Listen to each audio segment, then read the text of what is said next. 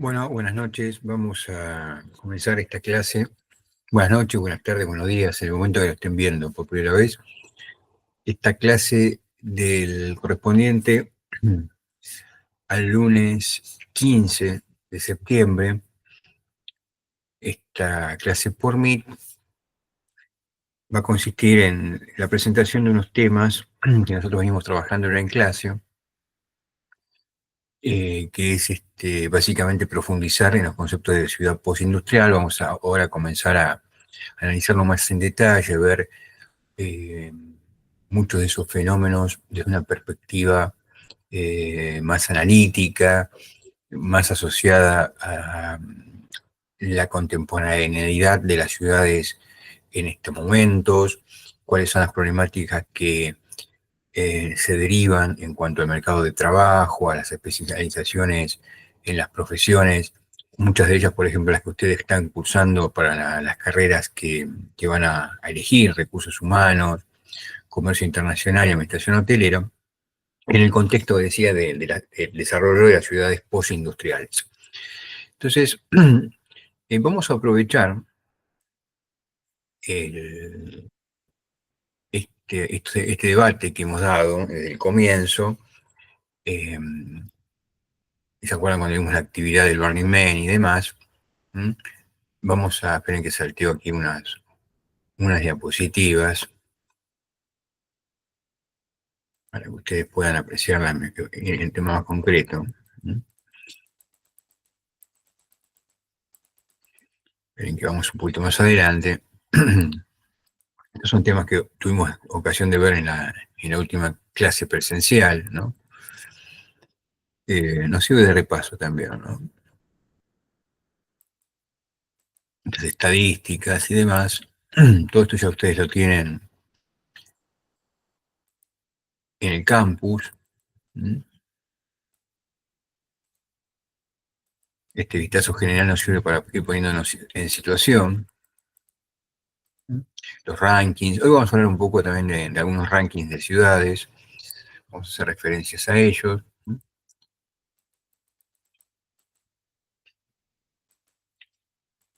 Algunos videos, los estamos subiendo a los videos porque esto lo tienen todo en el campus. Y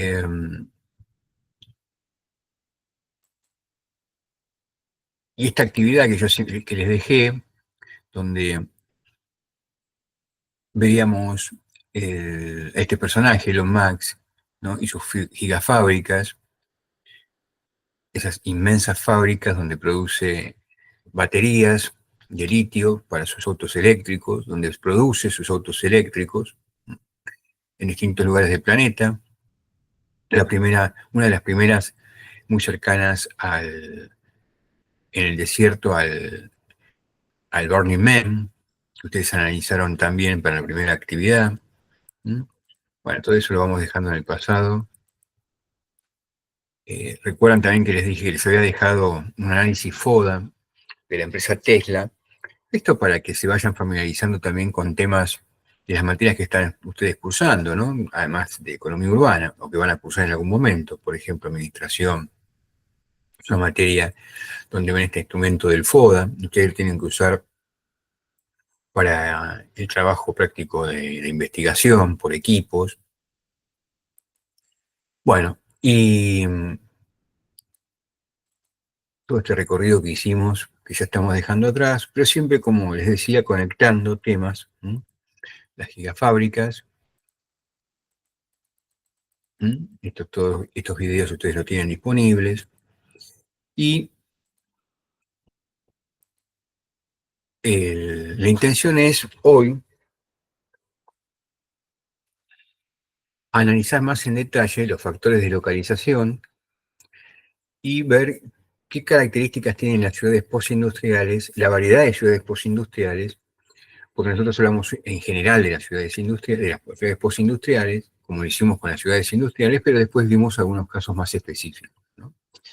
Entonces, yo les consulté su opinión en el foro de debate 1 individual en el campus acerca de esta cuestión, ¿no? De si las gigafábricas de Tesla ponían en cuestión ese factor que nosotros habíamos propuesto como característica de la ciudad postindustrial, que es que estas ciudades requieren menos espacio para su desarrollo. ¿Por qué? Porque hay menos fábricas y porque las fábricas quizás tienden a ser más pequeñas y porque estas ciudades se especializan en servicios de alta gama.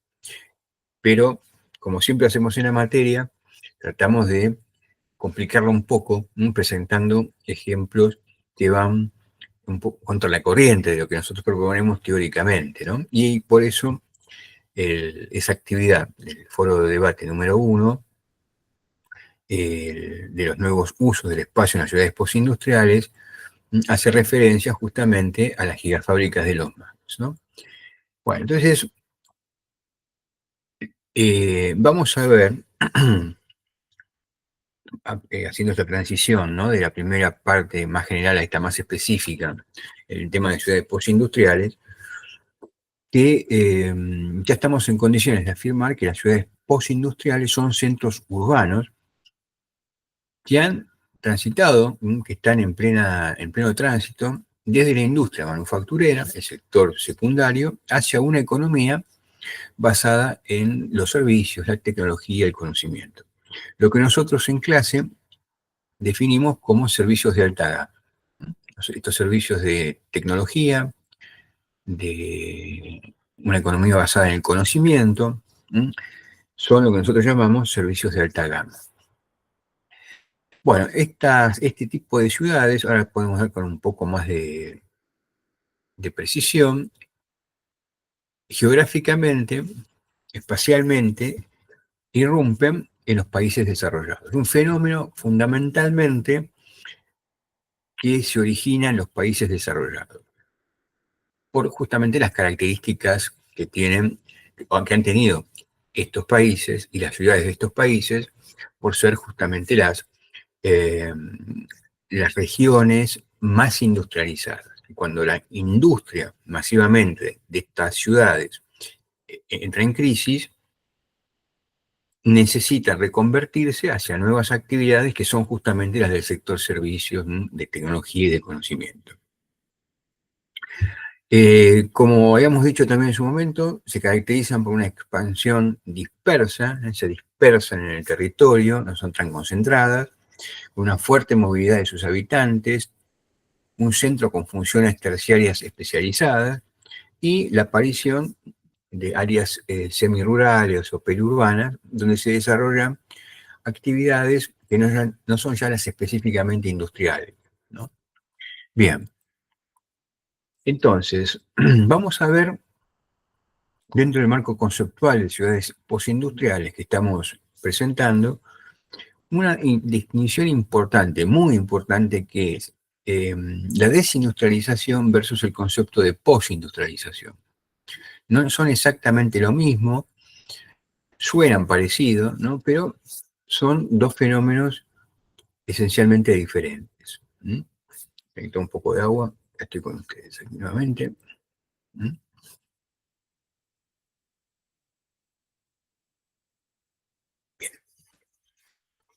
Es,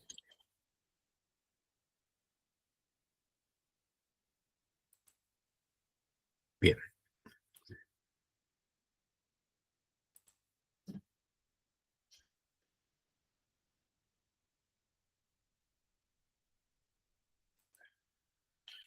Entonces, después repasar un poco cómo es que estos sectores de servicios emergen, ¿no?, en el contexto de las ciudades industriales. Dos conceptos que hoy presentamos que son nuevos, que es el de KIPS y servitización de la manufactura. Ya vamos a ver de qué tratan. KIPS es una sigla y servitización es un anglicismo, una palabra que proviene del inglés y que se adapta al castellano. Sería en realidad economía de servicios o transferencias de actividades a la economía de servicios, pero servitización, un término, es un eufemismo, ¿verdad?, ¿no? Luego, analizar un poco las redes globales de valor y cómo se vinculan las ciudades de la postindustrialización con estas redes globales de valor, y después tres conceptos también que se definen con palabras en inglés que son los brownfields, waterfronts y drinking cities. Vamos a ver de qué trata esto, porque además pueden sonar un poco distantes, porque son palabras en inglés, conceptos en inglés, pero que tienen una gran actualidad y que incluso yo les voy a dar algunos ejemplos vinculados a la realidad de las ciudades argentinas. Bien, vamos punto por punto entonces. Descentralización. ¿Qué es una desindustrialización? Es un proceso de declive, de crisis de la actividad industrial, de crisis de la actividad industrial. Es la pérdida de la base manufacturera y el empleo en un país, en una región, en una ciudad. Estas ciudades, específicamente nosotros hablamos de ciudades, pierden su base manufacturera. ¿Por qué? Bueno, diversos motivos. Por ejemplo, la deslocalización de las fábricas, se trasladan fábricas de un lugar a otro, la automatización, el aumento de los costos laborales, etc. Las consecuencias directas de esa desindustrialización es el cierre de fábricas, el desempleo masivo, el deterioro económico y social en las antiguas áreas industriales. Después, cuando veamos en particular un ejemplo típico de estos procesos de desindustrialización en las ciudades, que es la ciudad de Detroit, vamos a hacer una mención a la ciudad de Detroit como a otras ciudades de un área de Estados Unidos, que es la más industrializada, o lo fue, que se llama el cinturón del óxido.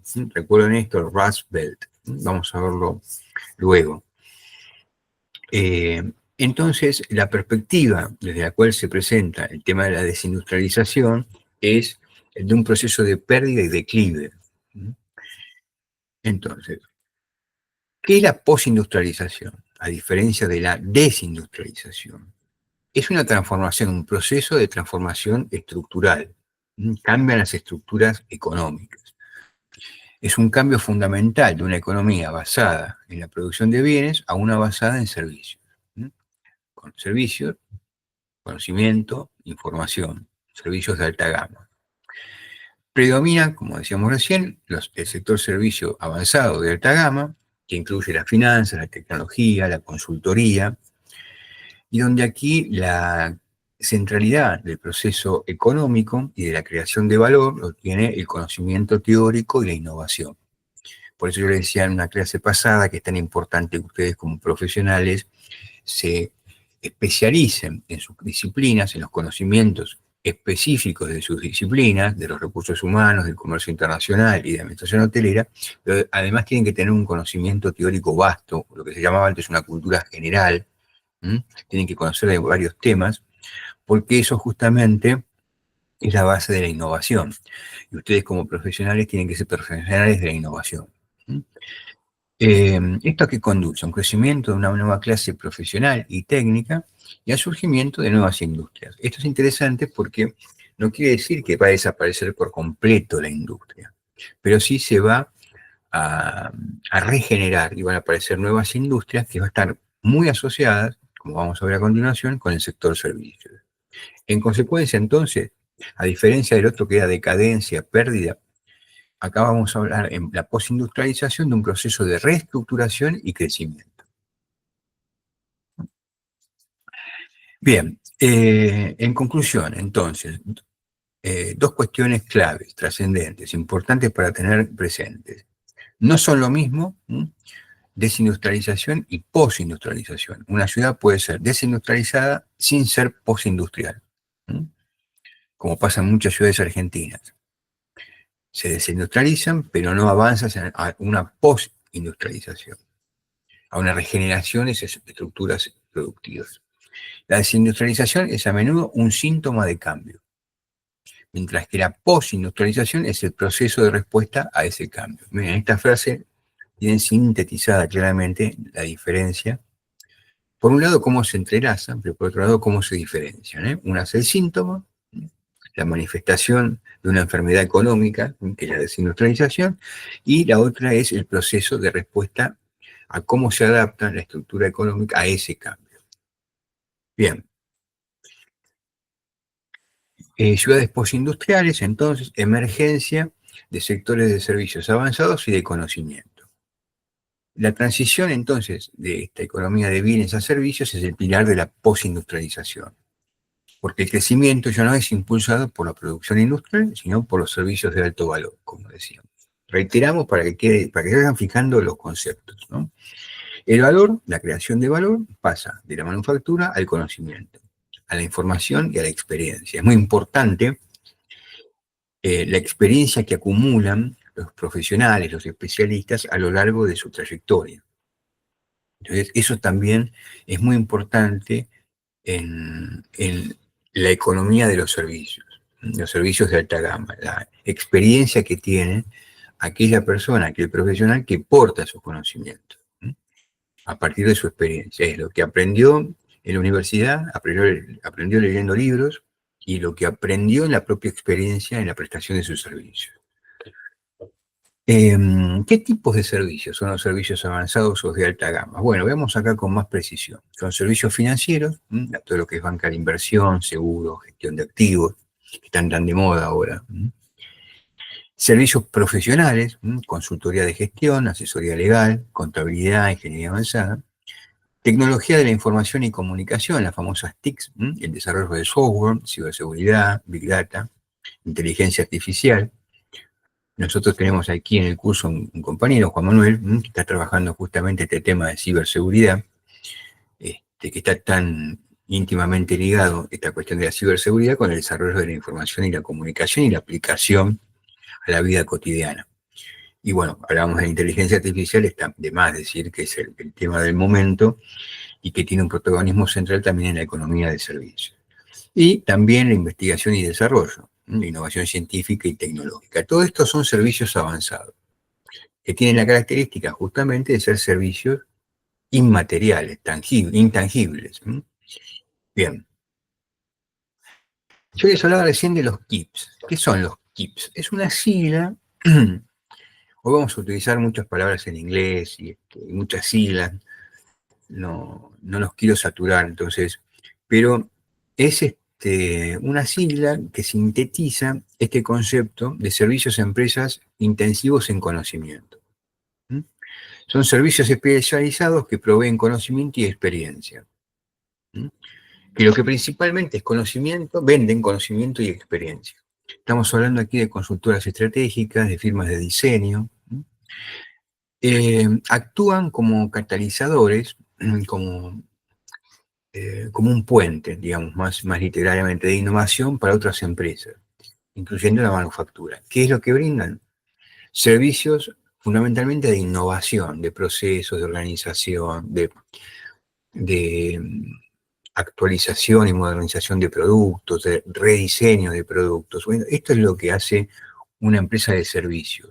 Y desde el punto de vista que a nosotros nos interesa, de dónde se ubican estas actividades de servicios que prestan, valga la redundancia, sus servicios a empresas, porque son servicios intensivos en conocimiento, tienden a aglomerarse, a localizarse en ciudades, sin importar demasiado si son mega ciudades o ciudades medias o un poco más pequeñas, ¿no? ¿Por qué? Bueno, porque ahí se generan economías de aglomeración. Vamos a encontrar muchas de esas empresas en determinados barrios o determinadas ciudades. Y cuando nosotros necesitamos recurrir a esos servicios, los vamos a encontrar localizados y pueden estar aglomerados en determinados barrios. Y eso facilita, por otro lado, el intercambio de conocimientos entre quienes brindan los servicios en distintas empresas. Uno puede estar actualizado, intercambiar opiniones y conocimientos con otras personas que se dedican a prestar los mismos servicios. Se llama el spillover, ¿no? Bueno, desde el punto de vista del impacto que tiene esto sobre las ciudades y lo que tiene el impacto que tiene en la sociedad, bueno, primero hay una reconfiguración urbana.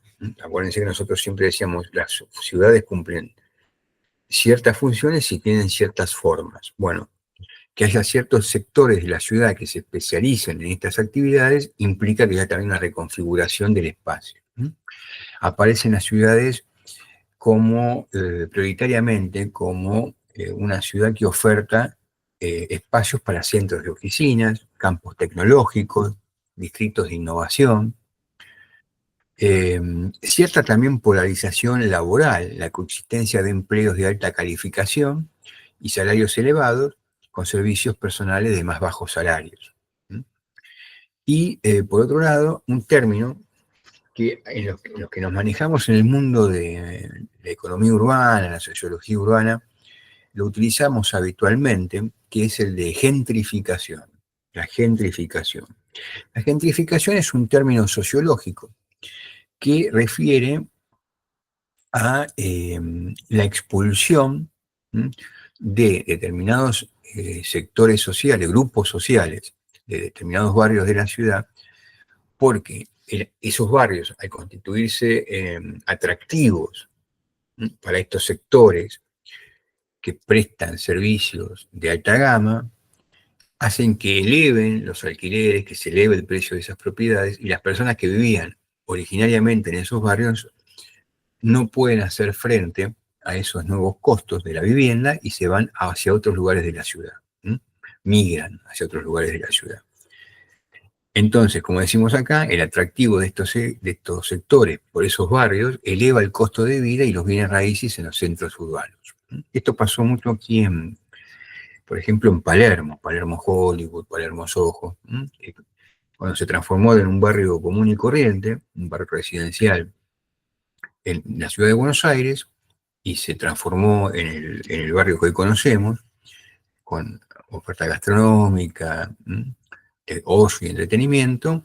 Bueno, eso elevó el precio de las propiedades y mucha de la gente que vivía ahí se tuvo que mudar de barrio porque, sobre todo los que alquilaban, ¿no? Se les hacía muy difícil poder sostener los precios elevados de los alquileres. Entonces son todos los impactos que tiene esta economía de servicios de alta gama en las ciudades. Como vemos, se combinan elementos positivos y elementos negativos, efectos positivos y efectos negativos. Bueno, yo les hablaba de la servitización. ¿Qué es la servitización de la manufactura? Esto quiere decir que los servicios entran a la industria. Es un proceso por el cual las empresas fabricantes de manufacturas incorporan y venden activamente servicios de alta gama o de alto valor añadido juntos con su producto físico. O sea, además de vender el producto físico, venden un servicio asociado a ese producto físico. Seguramente, si ustedes se ponen a pensar, van a ver que alguna compra que han hecho de algún bien posiblemente tenga esta cualidad de servitización, ¿no? Se nota mucho, por ejemplo, en ciertos automóviles. Cuando uno va a comprar un automóvil, además del automóvil, le ofrecen una cantidad de servicios que complementan al automóvil. O pasa también que se compró ciertos productos electrónicos, de tecnología. Eso es muy común.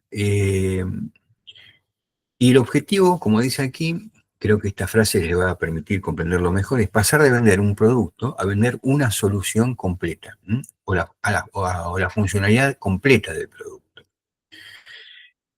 Acá les puse 3 ejemplos que son, creo que, muy contundentes para que ustedes lo puedan comprender. El Power by the Hour, ¿no? Es decir, motores de avión vendidos como horas de uso, incluyendo el mantenimiento. Una empresa le vende los motores, en realidad como que le renta el motor, y incluye eso el mantenimiento del motor.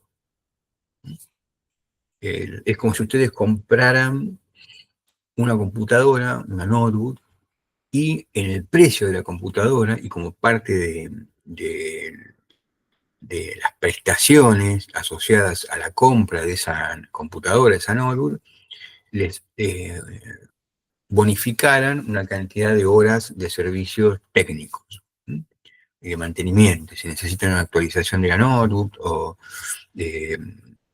cambiar algo de hardware, ¿no? Eso ya lo tienen incluido. Después está también lo que se llama monitoreo predictivo, son máquinas con sensores que anticipan fallas y optimizan el rendimiento. Eso también tiene que ver con la servitización de la manufactura. Todo eso implica ciertos conocimientos muy especializados incorporados en el producto. Se utiliza, por ejemplo, sensores LOT, son unos sensores, es un dispositivo tecnológico que se incorpora a algún bien físico que permite predecir, no sé, por ejemplo, el clima, ¿m? Y que ese bien que tiene incorporado ese sensor se adapte a las condiciones climáticas. O prevenga, por ejemplo, una nevada o prevenga una granizada. También esto se aplica a las plataformas integradas, como dice aquí, que es la venta de equipos, más software, más mantenimiento, más actualizaciones. Se los puse como ejemplo anteriormente porque también sirve para el Power by the Hour, ¿no? Que el primer ejemplo que les ponía como un avión que además viene con el mantenimiento. Bueno, acá es más específico para el tema tecnológico, la tecnología tal como la conocemos nosotros para el uso diario, ¿no? No computadoras, sino. Entonces, esto es muy importante porque desdibuja la frontera entre bienes y servicios. Desdibuja un poco ese límite que nosotros habíamos establecido entre el sector secundario y terciario. Y revaloriza las funciones del conocimiento, que nosotros tanta importancia le damos a la hora de definir qué es un servicio de alta gama, ¿no? El diseño, la gestión de datos y el ensamblaje, en función o sobre el ensamblaje. Es más importante el diseño que ensamblar un producto tecnológico. Bien, acá le puse algunos ejemplos de servitización, o sea, de incorporación de los servicios de alta gama en las carreras que ustedes están estudiando: gestión hotelera, negocios internacionales y recursos humanos. Les puse, por ejemplo, el servicio de check-in y check-out digital es un clásico ejemplo de servitización. Esto seguramente lo conocieron alguna vez, que han ido a registrarse a algún hotel, en vacaciones y demás, tienen el check-in y el check-out digital. Bueno, eso es una servitización, incorporar tecnología, como dice aquí, a la experiencia del cliente, y una experiencia del cliente que tiende a ser cada vez más personalizada. Servicios personalizados bajo demanda. Más allá de los servicios básicos, en el caso de los hoteles, ofrecen paquetes de experiencia, tours, spa, cenas exclusivas, que se pueden reservar con facilidad desde el movimiento del huésped, desde el móvil del huésped. Esto transforma una estancia en un destino de ocio completo. Acá tienen, ven, otro caso donde se aplican el concepto de servitización, incorporar servicios a una oferta básica, clásica, tradicional. Después está esto que se llama gestión de la experiencia del huésped, que es, los hoteles utilizan datos sobre los huéspedes, estancias anteriores, preferencias de habitación, para ofrecer servicios proactivos. Esto es anticipar lo que el cliente va a demandar. Por ejemplo, si un huésped siempre pide un tipo específico de almohada, el hotel puede asegurarse de que ya esté en su habitación antes de que llegue. Les pongo otro ejemplo. Por ejemplo, en algunos ciertos hoteles boutique, que eran hoteles muy pequeñitos, muy a escala humana, con mucha atención, una atención más relajada respecto al registro, al check-in y demás de los huéspedes. Bueno, lo que se suele hacer, o se solía hacer, ese tipo de hoteles, boutique, era una vez que el huésped se retiraba de la habitación, se retiraba hacia el check-out, se tomaba el, el cesto de residuos que está al lado, en la habitación, al lado de del, del lugar de la heladera, donde están las bebidas, algún lugar donde se ponen unos chocolates, un maní, ¿no? Bueno, entonces el frigobar. En el frigobar, entonces la persona a cargo de la habitación chequeaba los consumos. Entonces, si esa persona volvía a registrarse tiempo después en el mismo hotel, cuando llegaba a la habitación tenía un frigobar adaptado a sus gustos personales. Eso es también la incorporación del concepto de servitización y la gestión hotelera. Bien, después también en el comercio internacional pasa lo mismo, el pago por uso de actividades industriales, también el servicio de monitoreo y logística inteligente, eso se utiliza mucho también, es para monitorear las cargas a través de, se hace toda una trazabilidad de la carga desde el momento en que deja un punto y llega al otro. Es toda incorporación de tecnología que está encuadrada en este concepto de servitización. Esto también de externalización de procesos de exportación. Una empresa puede valer un servicio que gestiona todo el proceso de exportación para otra, desde la documentación aduanera y el cumplimiento de las normativas, hasta la selección de los transportistas y el seguro de la mercancía. Entonces aquí vemos que el cliente no compra un envío, sino un servicio integral que asegura la entrega exitosa. Es toda una oferta de servicios que agiliza el proceso de exportación. También el concepto de servitización aplicado al comercio internacional. Esto se los muestro, se los ofrezco para que ustedes vean cómo se aplica en el día a día a cuestiones que están relacionadas con los temas que están ustedes estudiando en sus carreras, que van a ser parte de su trabajo profesional como especialistas en estos temas. Y por último, la otra carrera predominante, que es la de los recursos humanos, donde la servitización, o la incorporación de los servicios en la práctica de los recursos humanos, se enfoca, como decimos aquí, en optimizar los procesos y la experiencia del empleado, transformando la función tradicional de administración de personal en una solución estratégica. Por eso yo les decía, acá van a entender por qué yo desde el principio de las clases les hablaba más que de recursos humanos, de gestión de talento, por este motivo. Por ejemplo, las plataformas de gestión de talento. Las empresas no solo compran software de recursos humanos, sino que adquieren una plataforma integral que ofrece servicios como el seguimiento del desempeño del empleado, la gestión de la formación, la evaluación de las competencias que adquiere ese empleado a lo largo del trabajo y la planificación de la sucesión de ese empleado que o fue transferido a otra empresa o se jubila o decide tomar un rumbo laboral diferente y por eso deja esta empresa. También, como en el caso anterior, la externalización de procesos de nóminas y beneficios. Una empresa contrata a un proveedor de servicios especializado en gestión de talentos y recursos humanos que se encarga de todo, el cálculo de los salarios, los impuestos, los pagos y administración de beneficios que pueda tener ese empleado, garantizando la precisión y el cumplimiento normativo.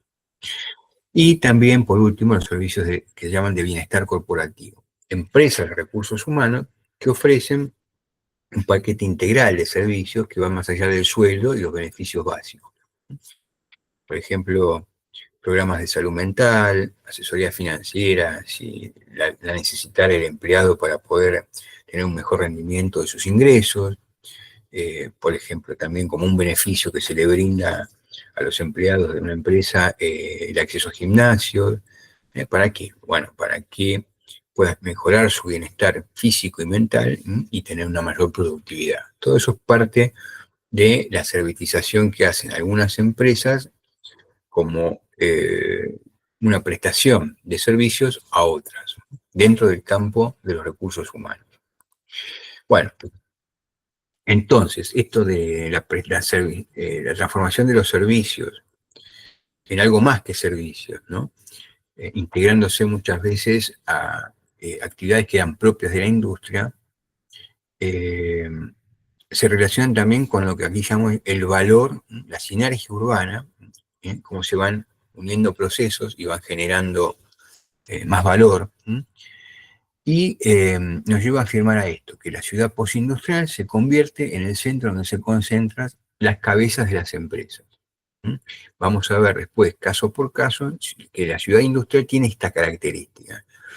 Todo lo que es la gestión estratégica de las grandes empresas de servicios de alta gama están ubicados en ciudades, en grandes centros urbanos, o tienden a estar integradas en grandes centros urbanos, o al menos en los centros urbanos más importantes de los países donde están ubicadas esas ciudades en general.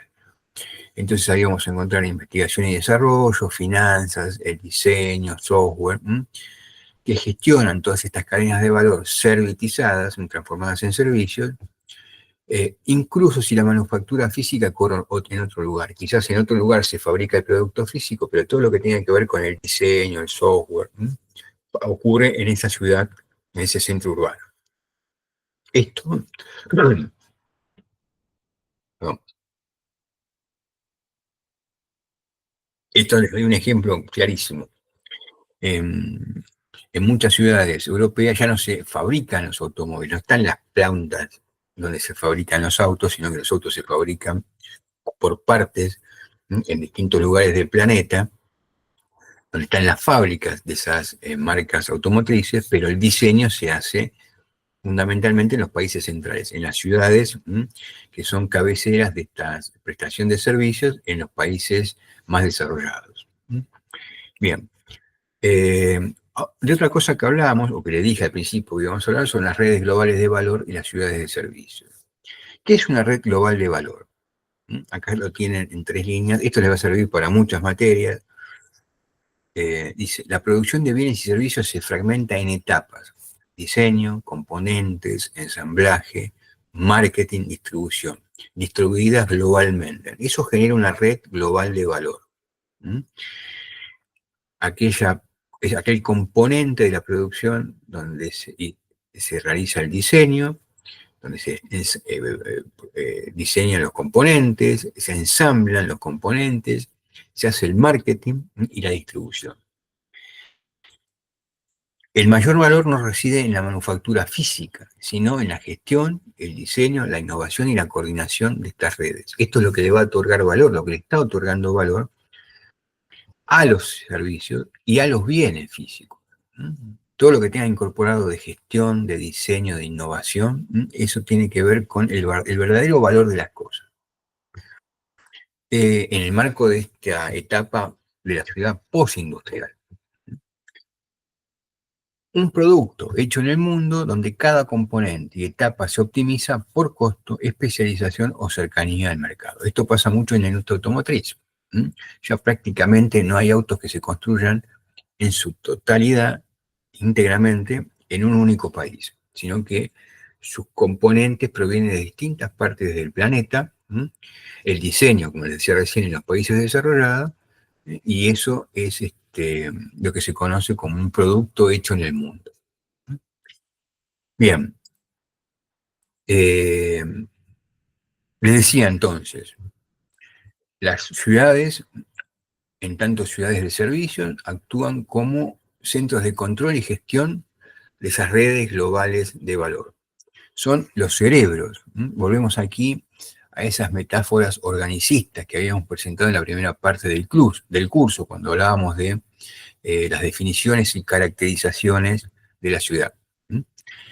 Estas ciudades de servicios o ciudades globales, ciudades postindustriales, concentran los servicios de élite, finanzas, consultoría global, como les decía, derecho internacional, marketing, sedes corporativas también. Son nodos de conectividad, o sea, es infraestructura avanzada en comunicaciones y transporte aéreo global. ¿Te acuerdas que también veíamos en una clase pasada, lo mencionamos, el tema de que haya siempre un aeropuerto internacional que sea el hub donde se conectan distintas modalidades de transporte en una ciudad? La atracción de talentos, sobre todo de talentos jóvenes, para que esto constituya un imán para atraer nuevos profesionales de mucha calificación, de mucho conocimiento, que van a gestionar, que van a administrar, que van a liderar esas operaciones globales en estas ciudades especializadas en la oferta de servicios de alta gama, que ahora les llamamos también ciudades globales. Vamos a ver después un poquito más adelante, inmediatamente, no hoy, pero quizás en la próxima, cuando empecemos a ver algunos casos más específicos de ciudades postindustriales, que en algunos casos, algunas ciudades que cumplen algunas de estas funciones propias de las ciudades postindustriales, las llamamos ciudades globales, o las vamos a llamar ciudades globales. Por ejemplo, aquí tienen 3, 4 ejemplos de ciudades postindustriales globales: Nueva York, Londres, Tokio y Singapur. Todas ellas cumplen con algunos de estos requisitos: ser cabeceras de actividades financieras, bancarias, bursátiles, puertos, sedes corporativas, lugares donde se desarrollan actividades de consultoría. Bien.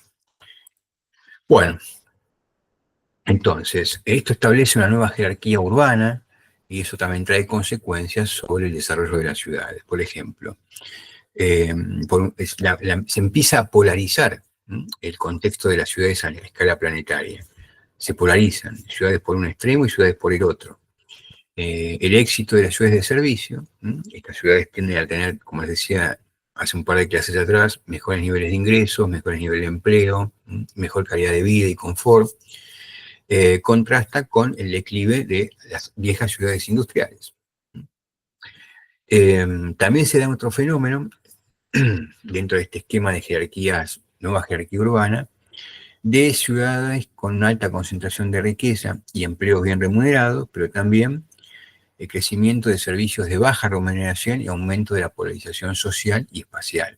También, ojo, que no todos los servicios son buenos, ¿no? Hay servicios que vienen con baja remuneración, con condiciones laborales negativas, y también esto impacta en la función urbana. En este sentido, la ciudad ya no es solo un lugar de producción, sino también un centro estratégico para la toma de decisiones, la innovación y la intermediación en la economía mundial. Esto también nos retrotrae a la definición que dimos de ciudad al principio, ¿no? La ciudad como un espacio de intercambio, de comunicación, de intercambio de flujos comerciales, de intercambio cultural, ya supera la función estricta de centro de producción industrial, propia de la ciudad industrial, sino se transforma en un centro estratégico, en un centro de comando, como habíamos visto en una definición, ¿no? de Le Corbusier, ¿se acuerdan?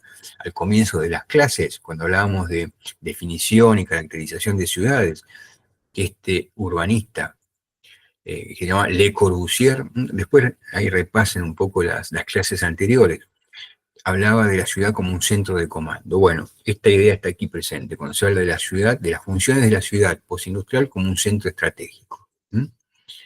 Bien. Y vamos a ver ahora cómo se transforma también el paisaje de las ciudades, el paisaje urbano en la ciudad postindustrial.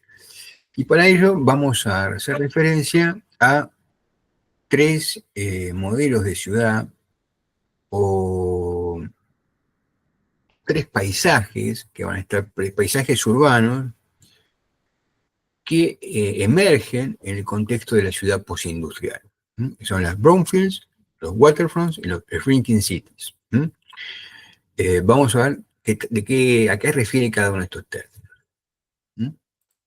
Vamos dentro de los paisajes, nuevos paisajes urbanos, a las brownfields. ¿Qué es esto? Bueno, son antiguos terrenos industriales, viejas plantas industriales, puertos abandonados o lugares subutilizados que suelen estar contaminados. Porque no nos olvidemos que la ciudad industrial generaba empleo, ingresos, todo lo que vimos, pero también tenía un fuerte descuido de lo que es el medio ambiente. No eran ciudades, sobre todo durante buena parte de su desarrollo industrial, que priorizaban el cuidado del medio ambiente. Entonces se vertían productos químicos, desechos en general, a la naturaleza y eso provocaba fuerte contaminación. Estos terrenos industriales, abandonados o subutilizados, a menudo están contaminados.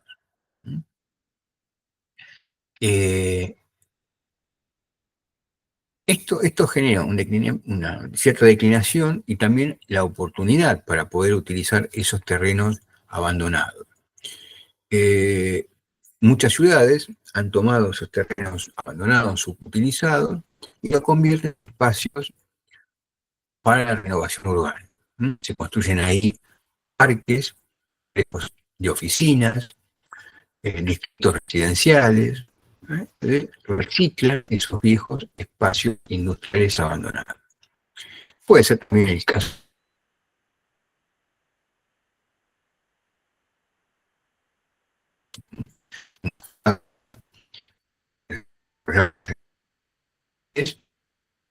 de diversidad.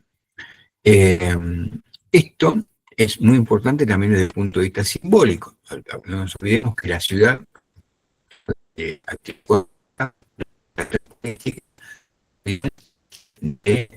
reconfiguración de productores usos urbanos. La fábrica deja su lugar a este nuevo tipo de actividades basadas en la renovación urbana de esos espacios físicos.